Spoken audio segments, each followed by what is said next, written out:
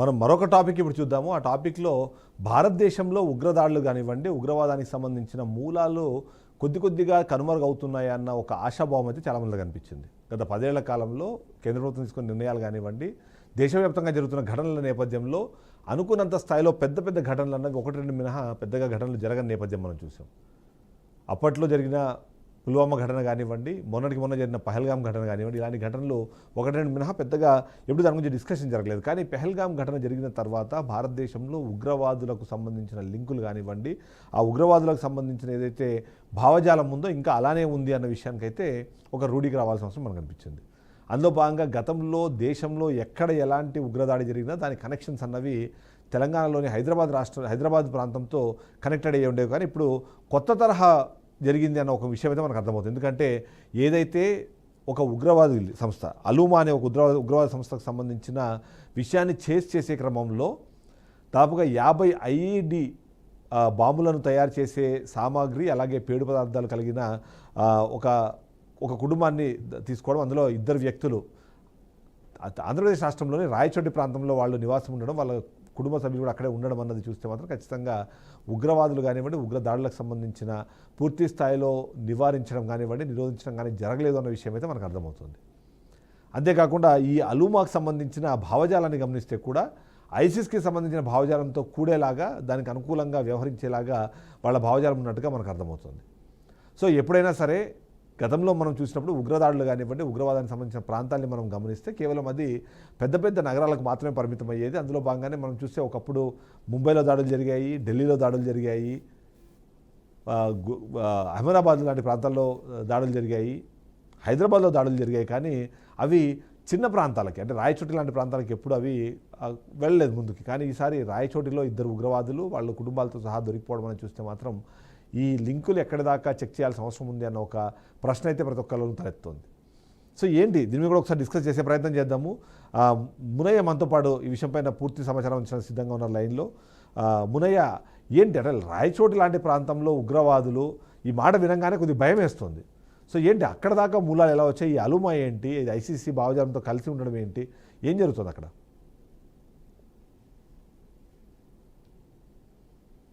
మునయ్య, మీ audio unmute చేసుకోండి ఒకసారి.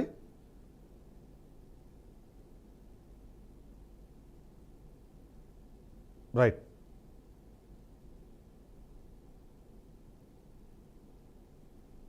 మునయ్య, మీ వాయిస్ రావట్లేదు, అన్మ్యూట్ అవ్వలేదు మీ వాయిస్. ఇక్కడ చేయాలేమో. Okay sir. ఎస్ మునయ్య.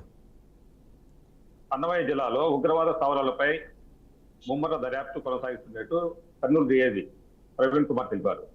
అయితే గత కొంతకాలంగా, అంటే ఒక 20-30 సంవత్సరాల నుంచి మకాం ఇక్కడ రాయచోటి కేంద్రంగా ఏర్పరచుకొని ఇక్కడే నివాసంగా ఉండి, ఇక్కడే మ్యారేజ్ చేసుకొని, ఇక్కడే ఉంటూ, అంటే ఒక ఇల్లు తర్వాత ఇంకొక ఇల్లు, అంటే సంవత్సరానికి 2 సంవత్సరాలకి మారుతూ వస్తూ ఉన్నారు. అయితే వీళ్ళు అబూబకర్ సిద్దిక్, మహమ్మద్ అలీ తమిళనాడుకు చెందిన వాళ్ళ ఇల్లు. వీళ్ళు తమిళనాడు ఐబీ పోలీసులు అరెస్ట్ చేశారు. ఈ నేపథ్యంలో రాయచోటి పోలీసులు విచారణ చేపట్టారు. ఈ కేసులో సంబంధించిన వివరాలు పోలీసుల అధికారులలో కలిసి డిఐజీ వెల్లడించారు. అయితే నిందితులిద్దరూ అలూమా సంస్థ ఉగ్రవాద సంస్థకు చెందినవారని తెలిపారు. రైట్ మునయ్య, వీరి వద్ద సుమారు థ్యాంక్ యూ మునయ్య. రావు గారు, ఇక్కడ మనం భయపడాల్సిన అవసరం అంటారు. ఎందుకంటే ఒకప్పుడు మనం చూస్తే ఇవి సిటీలకు, లేకపోతే ఇలాంటి అంటే కాస్మోపాలిటన్ సిటీస్కి మాత్రమే పరిమితం అయ్యేవి. ఇప్పుడు అక్కడ నుంచి, అంటే వీటిని స్లీపర్ సెల్స్ అనాలంటారా, లేకపోతే ఈ ఉగ్రదాడులకు సంబంధించిన ఒక టెర్రర్ స్లీప్స్ అంటారా, ఏమంటారో తెలియదు. కానీ అక్కడి దాకా వెళ్ళిపోవడం ఎలా చూడాలంటారు వీటిని? అంతేకాకుండా ఈ ఐసిస్తో సంబంధాలు లేదా దానికి అనుకూలమైన భావజాలం కలిగి ఉండడం అన్నది మరింత ఇబ్బంది పెట్టే అంశం. ఏమంటారు మీరు?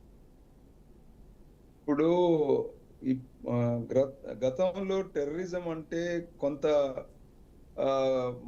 కొన్ని ప్రాంతాల్లో, అంటే హైదరాబాద్ లాంటి నగరాల్లో బేసిక్ గా ఈ టెర్రరిజం, ఐసిఎస్ అంటే అది పాకిస్తాన్ బేస్డ్, ముస్లిం బేస్డ్ గా జరిగే టెర్రరిజము. మనము ఎక్కువ ఎక్కడైతే ఓల్డ్ సిటీ లాంటి ప్రాంతాలు ఉంటే అక్కడికి ఫిజికల్ గా కాంటాక్ట్స్ తోని కానీ అట్లా జరిగే ప్రయత్నం జరుగుతుంది. కానీ మీరు చెప్తున్నట్టు ఇప్పుడు ఇన్ఫర్మేషన్ టెక్నాలజీ చాలా విస్తృతంగా రావడం మూలాన ఇంకో పక్కన ఆ ఇప్పుడు ఈ స్లీపర్ సెల్స్ అనేటివి కూడా ఎలా ఉన్నాయంటే ఖచ్చితంగా వాళ్ళని ఐడెంటిఫై చేయడానికి కావాల్సినటువంటి మూలాలు మారుమూల గ్రామంలో అయితే చాలా తక్కువ ఉంటాయనే భావజాలంతో బహుశా ఇక్కడ నిఘా పెరిగిన తర్వాత ఎన్ఐఏ లాంటి సంస్థలు మహానగరాల్లో నిఘా పెంచుకున్న తర్వాత వాళ్ళ యొక్క ప్రభావం ఇంటీరియర్ ద్వారా కొనసాగించుకునే ప్రయత్నం చేయడంలో భాగంగా కొంత వ్యూహంలో కూడా మార్పు రావచ్చు ఇది టెర్రరిస్ట్ యాక్టివిటీస్ లో.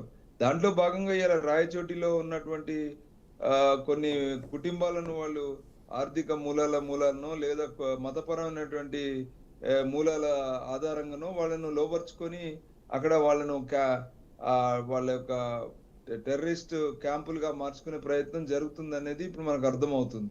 సో ఇప్పుడు ఉన్నటువంటి మన నిఘా సంస్థలు ఓన్లీ మహానగరాలకి కాకుండా గ్రామ స్థాయి వరకు కూడా ఎక్స్టెండ్ చేసుకోవాలి. వాళ్ళ కమ్యూనికేషన్స్ ని వాళ్ళను క్షుణ్ణంగా మనము వెరిఫై చేయాలి. కమ్యూనికేషన్స్ లో ఏ రకమైనటువంటి ఆ టెర్రరిజం ప్రోత్సహించేటువంటి విధానాలకు ఇమ్మీడియట్ గా ఐడెంటిఫై చేసేటువంటి మన టెక్నాలజీని యూజ్ చేయడం ద్వారా, తర్వాత పోలీసింగ్ నిఘాను పెంచడం ద్వారా, తర్వాత వాళ్ళ యొక్క కదలికల్ని గమనించేటువంటి మన నిఘా అంటే గూఢచార సంస్థలన్నీ కూడా ఈరోజు భారీగా బాధ్యత తీసుకొని పనిచేయాల్సినటువంటి పరిస్థితి. మొన్నటి వరకు మనం ఓన్లీ నక్సలైట్స్ మాత్రమే ఇంటీరియర్ గా ప్రాంతాల్లో ఉంటారనేటువంటి ఒక భావనతో ఉన్న మన మన అధికార యంత్రాంగం ఇప్పుడు ఈ ఐసిఎస్ బేస్డ్ గా టెర్రరిస్ట్ క్యాంపులు ఈరోజు మారుమూల ప్రాంతాలకు వెళ్ళడం అనేది బహుశా నేను అనుకుంటా ఇది మరొక కొత్త కోణంలో నుంచి వెళ్ళి ఇప్పుడు మన దేశం అంతా కూడా అలర్ట్ కావాల్సినటువంటి పరిస్థితి. మన యంత్రాంగం అయితే ఒకసారి ప్రజానికం కూడా ఈ రోజు ఈ విషయంలో కామన్ మ్యాన్ కూడా సపోర్ట్ అవసరం. ఎందుకంటే ఇంటీరియర్స్ లో మహానగరంలో కన్నా ఇంటీరియర్స్ లో ఐడెంటిఫై చేయడం చాలా కష్టం. ఎందుకంటే ఐసోలేటెడ్ గా ఉంటారు, ఎక్కడో అర్థంగా అంటే మమేకమై ఉంటారు ప్రజల్లో, గ్రామాల్లో. వాళ్ళని ఐడెంటిఫై చేయడం అంత ఈజీ కాదు. ఎందుకంటే ఇన్ఫర్మేషన్ టెక్నాలజీకి జనరల్ రెగ్యులర్ లైఫ్ కి చాలా తేడా ఉంటది కాబట్టి. సో డెఫినెట్ గా now the situation has changed అనిపిస్తుంది నాకు.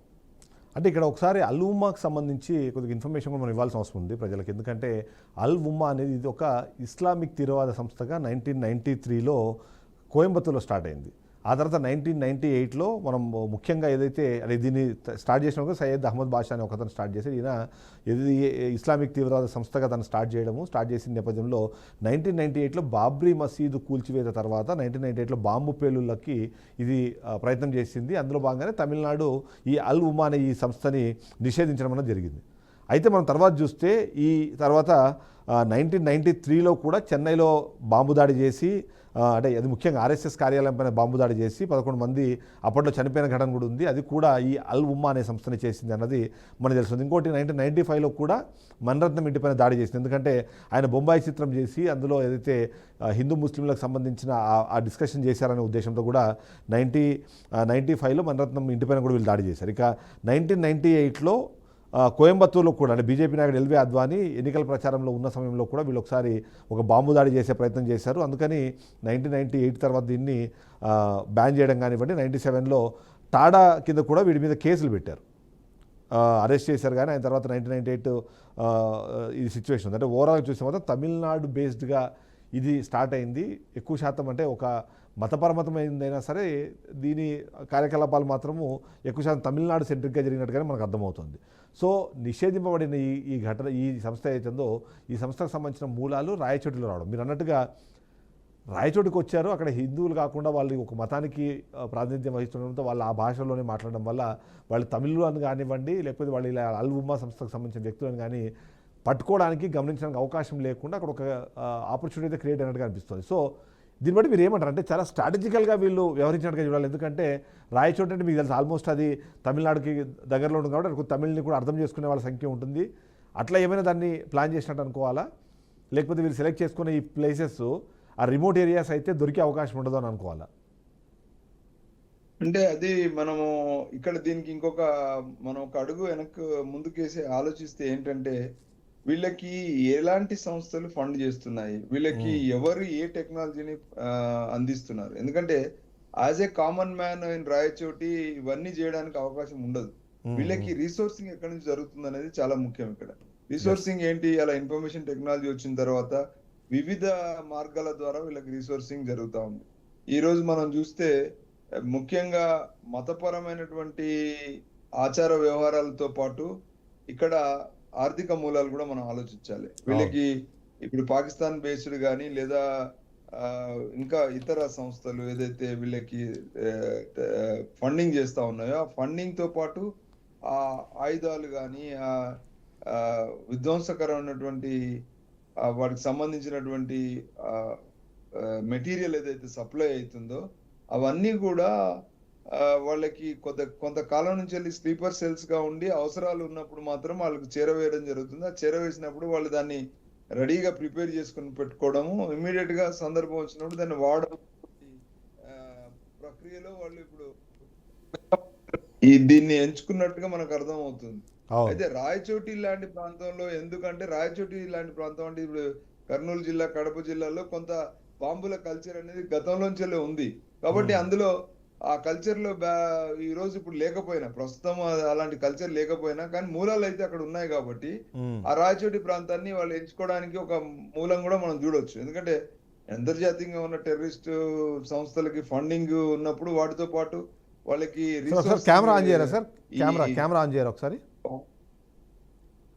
Okay, 1 minute. అయితే వాళ్ళకి సంబంధించినటువంటి ఆ నాలెడ్జ్ బేస్డ్ రీసోర్సింగ్ కూడా అంతర్జాతీయ టెర్రరిస్ట్ సంస్థలు వాళ్ళకి అందిస్తాయి. కాబట్టి అవన్నీ కూడా వాళ్ళకు రెడీమేడ్ గా అందుకోవడము, వాళ్ళు స్లీపర్ సెల్స్ గా వ్యవహరించడము, సందర్భం వచ్చినప్పుడు వాళ్ళను వాళ్ళ యొక్క దేనికోసం అయితే వాళ్ళు అక్కడ ఉన్నారో దాన్ని ఎగ్జిబిట్ చేయడం అనేది జరుగుతుంది. అదే అందులో భాగంగా ఇప్పుడు మన ప్రభుత్వానికి ఇంకా పెద్ద ఛాలెంజ్ గా మారిందని మనం చెప్పుకోవచ్చు. సరే, ఇక్కడ ఒక మాట చెప్పండి. అప్పుడు వీళ్ళు మతము ఆసరా తీసుకున్న, ఆ సహారా తీసుకున్న, వీళ్ళ ఉద్దేశం మాత్రం భారత సార్వభౌమాధికారాన్ని ప్రశ్నించే ప్రయత్నం చేయడము, లేదా ఇక్కడ ఉన్న ఈ శాంతి భద్రతలు ఏవైతే ఉన్నాయో వాటిని ఇబ్బంది పెట్టడం, డిస్టర్బ్ చేసే ప్రయత్నం. ఎందుకంటే 50 ఐఈడి బాంబులు తయారు చేసేందుకు అవసరమైన సామాగ్రి తెచ్చిపెట్టుకున్నారు అంటే ఖచ్చితంగా ఏదో ఒక ప్లానింగ్లో ఉన్నారు. ఫ్యూచర్లో ఎక్కడో ఒకచోట బాంబు దాడిలో లేకపోతే ఇలాంటి ఏదో ఒక ఘటన చేయడానికి ప్రయత్నం చేస్తున్నారు సందర్భంలో. సో దీన్ని మతకోణంలోనే చూడాల్సిన అవసరం ఉంటుందంటారా? లేకపోతే ఆ మతాన్ని ఆసరాగా చేసుకొని ఈ ఉగ్రవాద థాట్ ప్రాసెస్, ఆ టెర్రరిజం థాట్ ప్రాసెస్ దాన్ని వ్యాప్తి చేసేందుకు తీసుకుని ఒక చర్యలా చూడాలంటారా? ఏ మతం కూడా ఇలాంటి విధ్వంసం చేయని చెప్పదండి. ముస్లిం మతం కానీ ఏ మతం కూడా మానవతా విలువల కోసమే చెప్తుంది. కానీ వీళ్ళు మతం ముసుగులో వీళ్ళు వాళ్ళ యొక్క అజ్ఞానం కావచ్చు, ఇన్సెక్యూరిటీస్ కావచ్చు, వాళ్ళ ఆచారాలు కావచ్చు, వాటి అన్నిటినీ బేస్ చేసుకొని వీళ్ళు వాళ్ళ అమాయకత్వాన్ని వాడుకుంటూ, పక్కన వాళ్ళ ఆర్థిక బ్యాక్వర్డ్నెస్ కూడా వాడుకుంటూ, వాళ్ళ ఇమోషనల్ అంశాలను కూడా టార్గెట్ చేస్తూ వాళ్ళు పెంచి పోషించుకోవడం అనేది ఒక క్రొనలాజికల్ ఆర్డర్ లో జరుగుతూ ఉంటుంది. ఇప్పుడు ఇది ఇప్పుడే కాదండి, World War II తర్వాత నుండి కూడా నాటో కంట్రీస్ కి అంతర్జాతీయంగా ఫండింగ్ ఉంది. తద్వారా మళ్ళీ ఎక్కడెక్కడ మన భారతదేశం లాంటి ప్రాంతాల్లో వాళ్ళ గుత్తాధిపత్యం కోసం కూడా ఇలాంటిది వాళ్ళు పని చేయడం అనేది మనం గత 30, 50 సంవత్సరాలు, 60 సంవత్సరాల నుంచి ఈ దాడులు మనం చూస్తాంలే ఉన్నాం. మనం ఎదుర్కొన్నప్పటికీ కూడా వింత వింత రూపాల్లో మళ్ళీ వాళ్ళు బయలుదేరుతున్న పరిస్థితి మనకు అర్థమవుతుంది. అవును, అంటే ఉగ్రవాదం పేరుతో భారతదేశం మీద దాడి చేస్తామనే ఆలోచన వస్తేనే పాకిస్తాన్లోకి వెళ్ళి వరకు చంపేసి వచ్చే పరిస్థితులు ఇవాళ భారతదేశం అంత అడ్వాన్స్ టెక్నాలజీ కానివ్వండి, లేకపోతే అలాంటి ఒక అగ్రెసివ్ అప్రోచ్లో కానీ ఉన్నప్పుడు ఇలా చిన్నవి అంటే ఇట్లా ఏదో చిన్న బాంబులు తయారు చేసేసుకొని భారతదేశాన్ని నేను ప్రశ్నించేస్తాను లేకపోతే ఇబ్బంది పెడతాను అంటే అది అయ్యే పనేనా? వీళ్ళు ఎందుకు ఆ వైపుకి ఆలోచించట్లేదు అంటారు? అంటే ఇప్పుడు మన దేశ అటెన్షన్ ని డ్రాగ్ చేయడం, ఇప్పుడు చూడండి మన ప్రపంచం అంతా కూడా ఇప్పుడు ఒక ఆర్థిక మూలాలతో నడుస్తా ఉంది. అంటే ఇప్పుడు మన ఆర్థిక మూలాలు దెబ్బకొట్టాలనుకుంటే మన చేసిన సంఘటన ద్వారా సడన్ గా మన ఆర్థిక మూలాలకు కూడా ఎఫెక్ట్ అయింది కదా. ఇప్పుడు ఈ గ్లోబలైజేషన్ ఎకానమీ పద్ధతులు ఏముంటాయంటే, ఒకటి ప్రతి ఒక్క అంటే ఒక కింది స్థాయి ఇండిపెండెంట్ ఫ్యామిలీ లెవెల్, ఇండిపెండెంట్ వ్యక్తి స్థాయి వరకు కూడా మొత్తం యంత్రాంగంలో ఇన్వాల్వ్ చేసుకునే పద్ధతిలో ఇలా టెక్నాలజీని వాడుతున్నారు. ఇప్పుడు షేర్ హోల్డర్స్ అని అంటారు. షేర్ హోల్డర్స్ యొక్క మూల ఉద్దేశం ఏంటి? ఎకానమీలో వాళ్ళ భాగస్వాములను చేయడం, తద్వారా మొత్తం వాళ్ళ గ్లోబలైజ్డ్ గా ఒక ఆర్థిక మూలాల మీద ఒక పట్టు సాధించడం అనేది ఇప్పుడు ప్రపంచవ్యాప్తంగా జరుగుతున్నటువంటి ఈ వెస్టర్న్ కంట్రీస్ కావచ్చు, మిగతా కంట్రీస్ చైనా లాంటి దేశాలు పోటీ పడుతున్నటువంటి పరిస్థితిలో అన్ని ఆర్థిక మూలాలు అక్కడే ఉన్నాయి కాబట్టి ఆ ఆర్థిక మూలాలు పోటీ పడుతున్నటువంటి దేశాల మధ్యలో ఇలాంటి అంటే దీన్ని ఏమంటారంటే బ్యాక్ డోర్ అటాక్స్ అంటారు. ఒక పక్కన ఫ్రంట్ ముందు ప్రజాస్వామ్య విలువలు, గ్లోబలైజ్డ్ ఎకానమీ అని మాట్లాడుతున్నాయి, ఇంకో పక్కన ఎప్పుడైతే వాళ్ళ కాంపిటీషన్ దెబ్బ కొట్టాలనుకున్నప్పుడు ఈ సంస్థలను కూడా వాడేటువంటి విష సంస్కృతి ఇప్పుడు ప్రపంచవ్యాప్తంగా వచ్చింది. దాంట్లో భాగంగా వీళ్ళందరూ కూడా వీళ్ళ ఫండ్ చేరినప్పుడు ఇమీడియట్ గా వాళ్ళు యాక్టివేట్ అవ్వడం, మన కాశ్మీర్ సంఘటనే చూడండి, ఎంత ఎనర్జీని, ఎంత టైంను, ఎంత అటెన్షన్ డ్రాగ్ చేసింది. దాని ద్వారా షేర్స్ పడిపోవడం, దాని ద్వారా ఎకానమీ దెబ్బ కొట్టడం, ఇవన్నీ జరుగుతూ ఉన్నాయి. సో ఇది గ్లోబలైజ్డ్ వ్యవస్థలో ఇప్పుడు కాంపిటీషన్ లో ఇది ఒక బ్యాక్ డోర్ వెపన్ గా కూడా వాడుతున్నట్టు మనం చూస్తున్నాం. దానికి ఈ అక్కడక్కడ స్లీపర్ సెల్స్ అప్పుడప్పుడు యాక్టివేట్ చేసుకోవడము, పబ్బం గడుపుకోవడం, రాజకీయంగా కూడా దీన్ని వాడుకోవడం అనేది కూడా నడుస్తాం.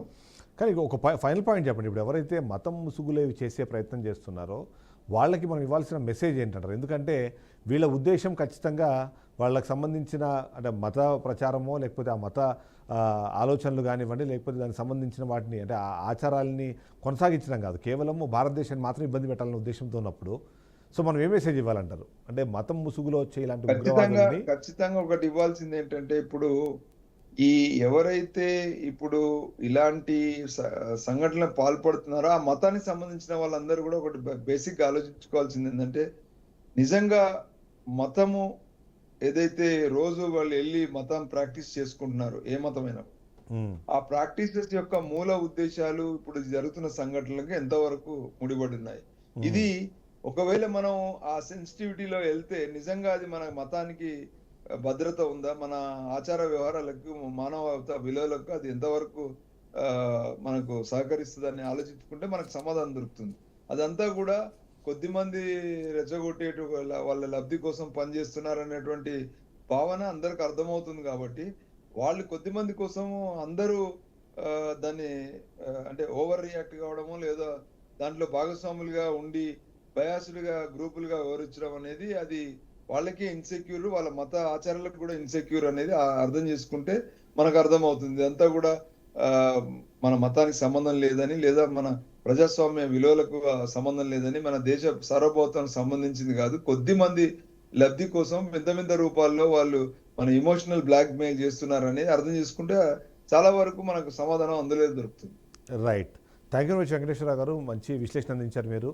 సో ఓవరాల్గా చూస్తే అతి ఏదైనా సరే మంచిది కాదు అంటారు చూస్తారు, అట్లానే అతివాదం పరిస్థితి కూడా అంతే.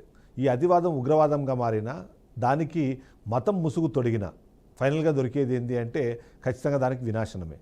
ఆ వినాశనం ఫస్ట్ భారతదేశాన్ని చేయాలని ప్రయత్నం చేస్తారు కానీ బట్ ఆ వినాశనం అడుదిరిగి ఏవైతే సంస్థలు భావిస్తున్నాయో వాడి మెడకే చుట్టుకుంటాయి.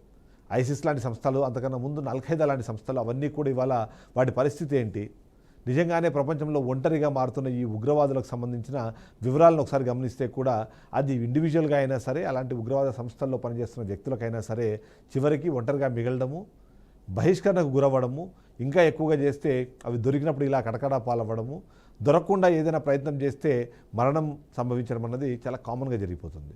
సో అందుకనే మీ మతం అన్నది మీకు మానవత్వాన్ని నేర్పిస్తుంది. మా మతమైనా అంతే, ఎవరి మతమైనా అంతే.